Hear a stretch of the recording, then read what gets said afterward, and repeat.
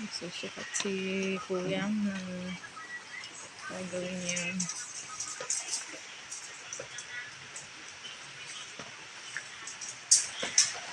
Gagawin niya sliding door para ma-close itong place na maganda.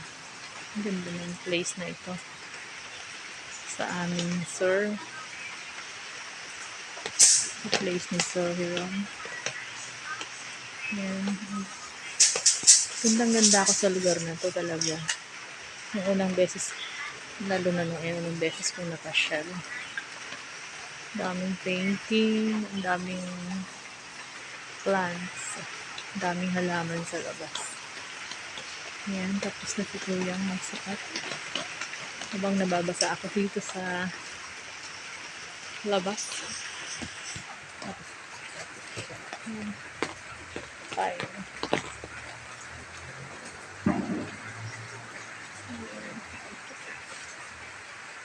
Ang ganda yung pagsukat. Entrance, entrance muna. Pero susunod na rin yung mga bintana. Okay ka na? Ako lang pala niya yung sleeper niya. Tapos na siyang magsukat. Ang ganda ng place na to, promise. Ganda. Sa labas puro halaman. Ayan, pauwi na kami. So, gusto ko to. Ang daming halaman. So, ang gaganda ng mga basin, sir. Yan. So, diba? Ang ganda-ganda ng mga halaman nito. Kaya yung mata ko namimiesta sa halaman. Ayan. Sulit na sulit yung aking mata sa pagtingin. Sa magagandang halaman ni sir. Ayun, kasakay na ako sa aming Pajero.